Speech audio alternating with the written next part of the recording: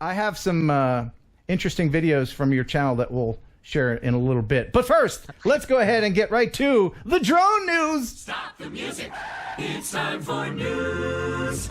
Let's head over to the drone newsroom. Our anchorman, Jeff Sills, is standing by. What do you got for us, Jeff? I have news. News! All right, so starting off, DJI, actually, the Department of Homeland Security isn't just picking on DJI. They're picking on any drone manufacturer that saves your data. They're sounding the alarm that Chinese-built drones are capturing your data and archiving it for nefarious purposes, which we've heard this story in the past. Yeah. Yeah. But apparently that's been the big item in the news recently. Obviously, this is associated to the escalating trade war between China and, the United States. Right. So DJI gave their official response today, which was essentially, we don't care about your data. We're not keeping it. We're not interested in it. We just want to make drones. Lies! I know they're watching me. I know they're creeping around with their zoom lenses. No, I don't know. I tell you one thing that you can do, and there's a link in the description to this thing. This is kind of an important thing. This is a USB. It's called a data block and smart charge. If you're worried about them stealing your data, and this is really the only time they can do that is when they plug into your computer. When you plug their stuff into your computer, hardware or whatever. Mm-hmm. So this will only allow the power component of a USB to be used instead of whatever nefarious. I mean, you never know. You never know. It's better safe than sorry. There's a link to that in the description. I think they're like $2 or something crazy. So the next story is associated to, I guess, a new way for them to use drones. The Faulkner City Council has integrated a new technology to help them with code enforcement. No. Accumulation of trash, food stored in totes. This camera footage shows the extreme of what Conway code enforcement can run into. I don't think people realize that it harbors rats or mice or snakes. We're just trying to make people's property look good. Not everyone takes a visit from code enforcement officers like Spencer Clausen. Well, City of Conway code enforcement. Missy Schrag says angry phone calls come into City Hall. Some of them do become very hostile. They take it very personal, and they are offended that you have approached them. Armed with only a badge, Clausen says a new tool is adding eyes for his division and helping avoid that unnecessary confrontation. This is actual drone footage from a major hoarding situation the city just addressed. You don't need to think of it any different than like an up-to-the-minute like Google Earth. Right. It's something that you can zoom in on, see the scope of the mess. City of Conway says no one needs to worry. The only time they're going to use this type of technology is when the complaint warrants it. The drone would never be brought out unless it was a confirmed, massive, valid violation that they knew they wasn't going to be able to see. The footage can be submitted to the courts as evidence. But in the end, Clausen says it's about keeping the place many call home clean. We're not doing this to them, we're doing this for them. And this is going to clean up streets, clean up neighborhoods. Okay. All right. Is that Conway, Arkansas? I believe so. Yeah. Is it? A lot of friends to text now. Oh. College in Arkansas. Okay, very good. By the way, let me just address something very quickly. I very often I'm doing stuff in here, and I'll just show you what I'm dealing with for the show. These are all the things I have to deal with during the show. So very often I can't pay attention to the chat, which is right over there. And so last week apparently there was a little bit of a kerfuffle. Is that right? Was there a kerfuffle in the chat, Jeff? Yeah, that'd be a kerfuffle is right. Yeah. Oh, okay. Well, apparently the moderators took care of it, and I thank you, moderators, very much. I appreciate that. So please continue to do that. Okay. And one more thing. You may not realize that there are two choices. There's two flavors of chat: top chat and live chat. Look in the upper left corner. If it says top chat, that means you're missing out on some messages. Make sure it's to live chat, because we have contests coming up that will use the chat. You don't want to miss out. Now back to the newsroom. Speed is of the essence. Indeed. All right. So, also in the news, a plane flying over the Essex coast in England. The captain of an Embraer 170 spotted a dark drone 29 miles east of Southend on March 21st. And he said that he missed the drone in the air by 150 feet. And that was great. It was, important for him to report this. But he identified the drone at 9,000 feet. What? 9,000 feet? Shortly after 1800 GMT. So I'm not sure if that's like near dark at 9,000 feet. Did somebody's tiny whoop get out of hand? You know how those whoops can just whoop it up. They end up in the stratosphere. They can't fly 9,000 feet laterally, much less vertically. No, but what? I'm gonna have to call foul on this one because there's no way for anybody to be able to validate or provide evidence to say this is factual. But 9,000 feet's a bit much. Felipe Artista said it was a bird. Very often it is a bird. Just with all this drone hype, everybody kind of wants to start something. They go, "Oh, it was a drone." Oh, yeah. So even if it was a bird, so. All right. So once again, Jeff, just to clarify, it's our opinion that it wasn't a drone. It was what? It was a bird. Yeah. Well, everybody's heard about the bird. Come on, dance, man! Don't leave me hanging. You guys aren't dancing, man. That's how it works. I play that and everybody dances. What the heck? You left me hanging, man. I work on this news so hard.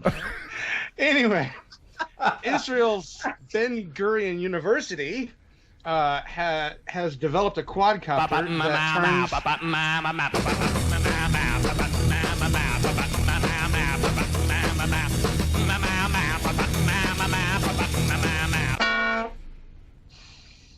And you just got demonetized.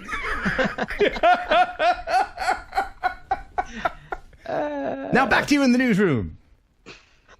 Israel's Ben Gurion University has developed a quadcopter that can turn its propeller arms into wheels to allow it to keep moving once it hits the ground. This is awesome. What? I want one of these. What? Wait, what's... Can we get one of those? Oh, that's cool.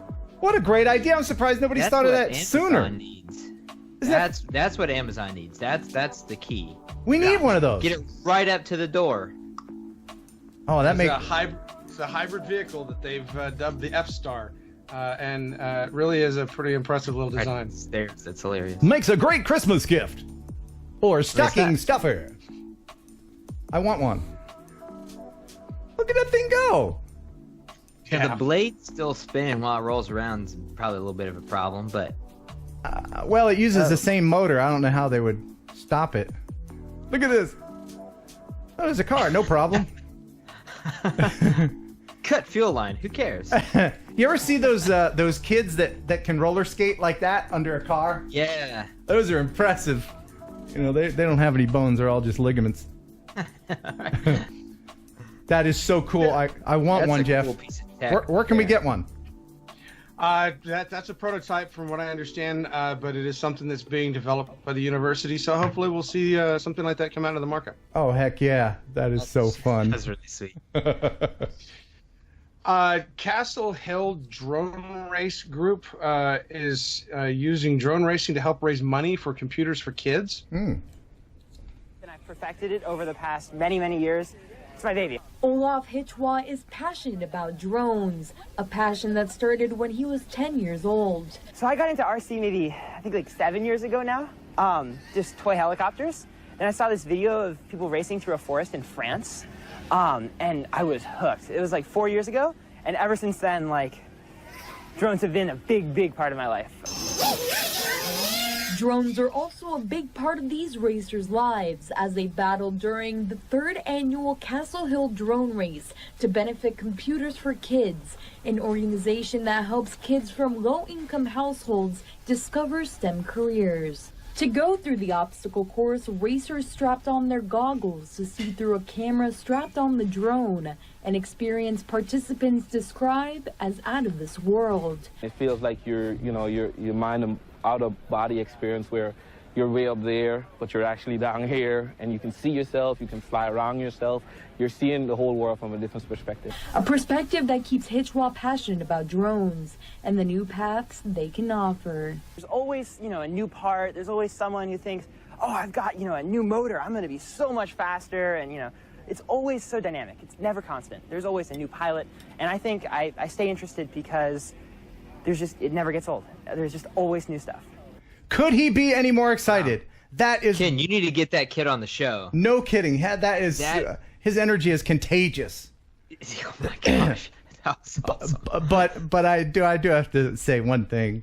These news people... Thumbing? No, the news people... Is it all the thumbing that was going on in the video? Because there was a lot of thumbing. No. Do you know these news people that talk like this in a cadence that no one would ever talk in real life?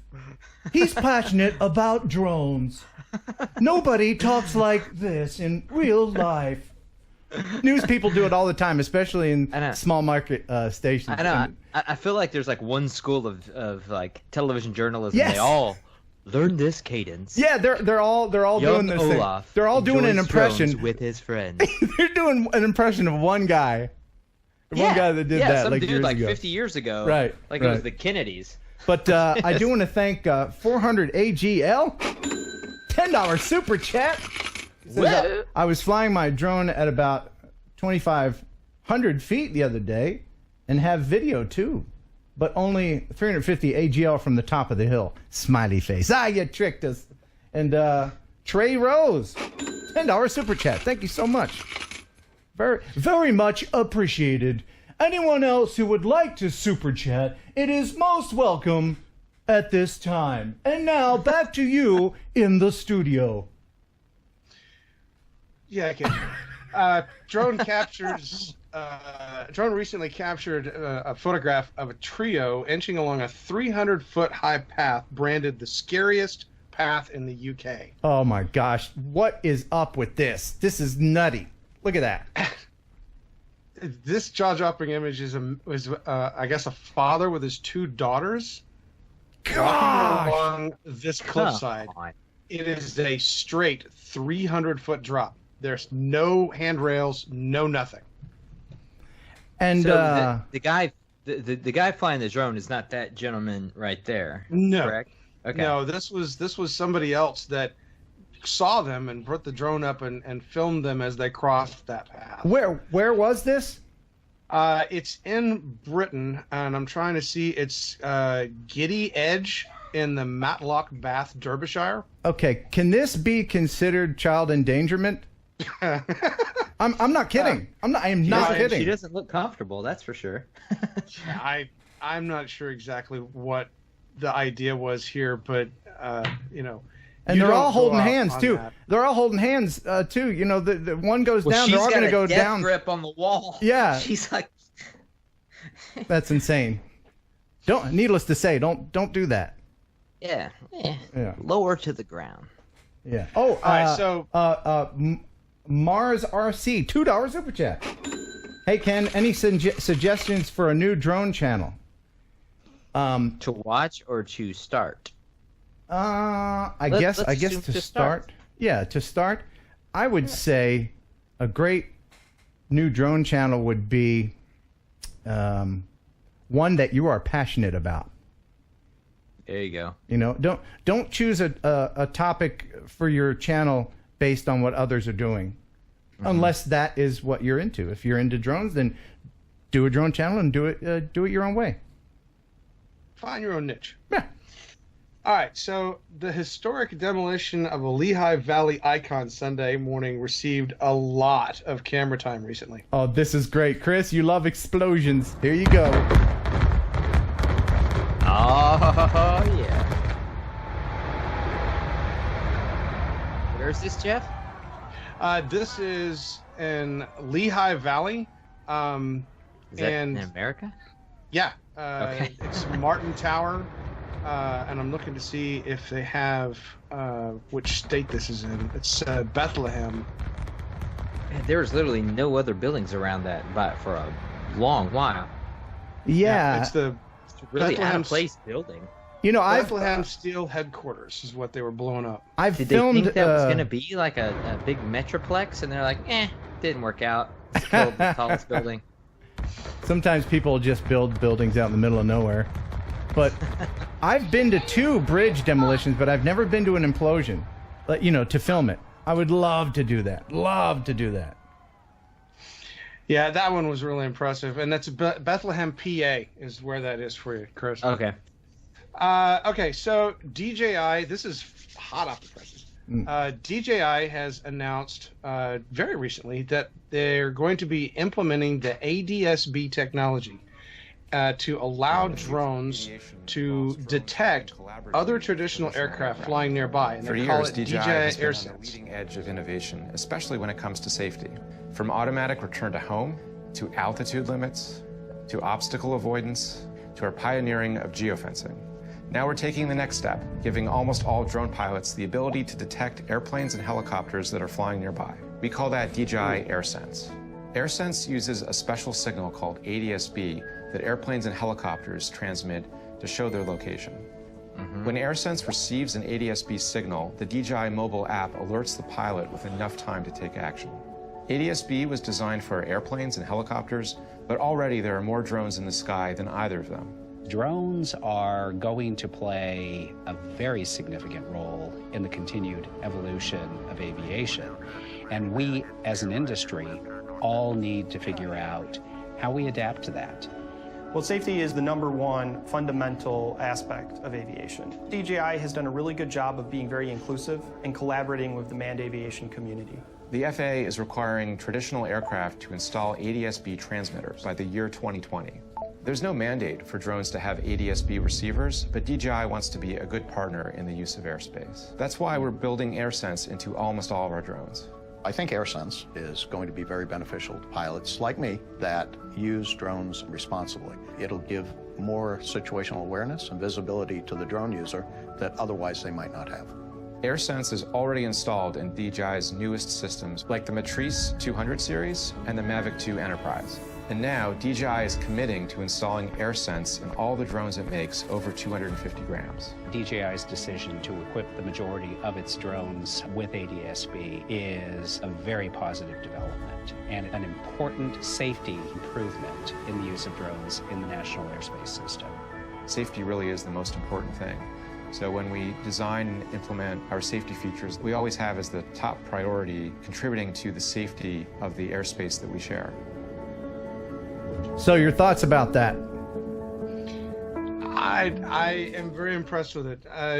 There have been a lot of initiatives over the last probably 2 years to incorporate the ability to detect aircraft. I know that the air, what's the one that we use with Lance? Is it? Oh geez.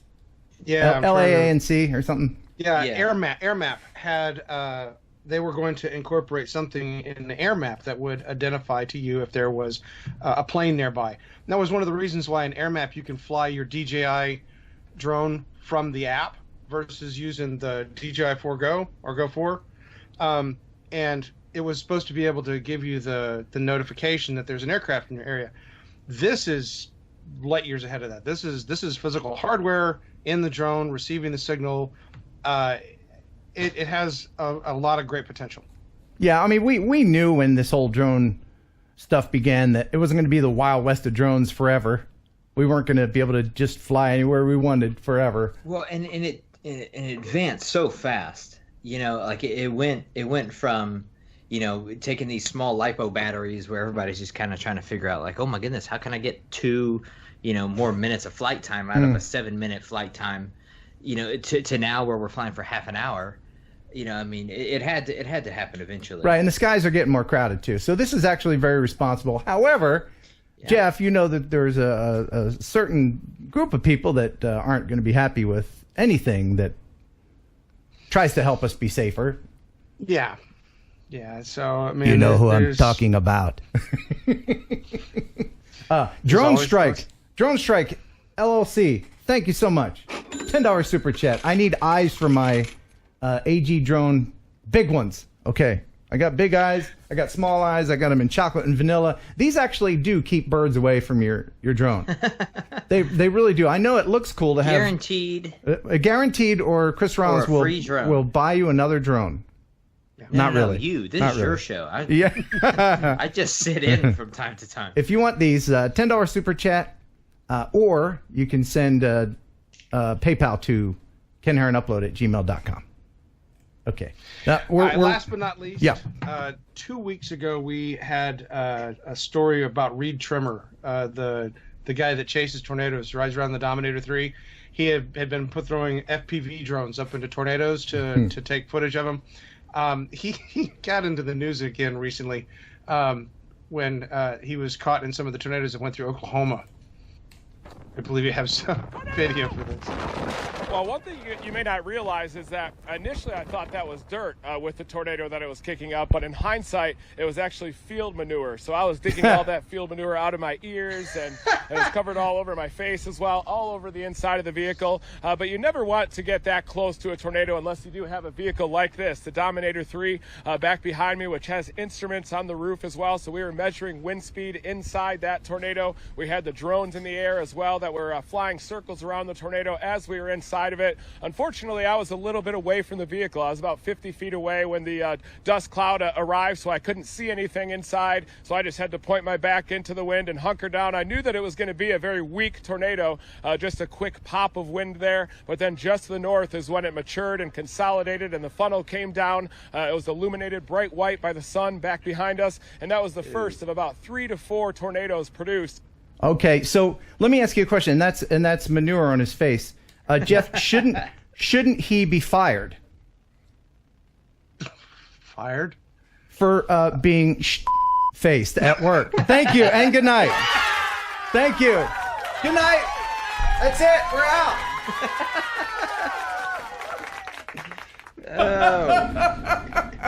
The consequences of being on this show. Jeff, thank you so much for being on. You can check out the news. There's a wiki news, drone news link in the description. There's Jeff's channel link in the description, and Jeff will pull this magnificent news from this stream and post it on his channel later. Yes. And also, I wanted to mention, I recently joined the DJI mentorship program as part of their Facebook group. And I have my first mentor to assist.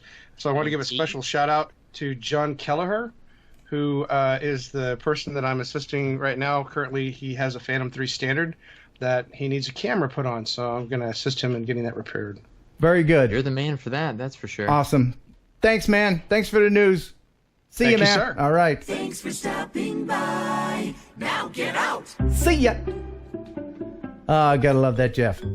Oh, Jeff. It was a lot of fun to meet him last week. Yeah, it's hard to believe time, it. like, after all of this, you know. Yeah, we're all like stuff. hanging out on here all the time. It seems like we should have met each other a long time ago. I know.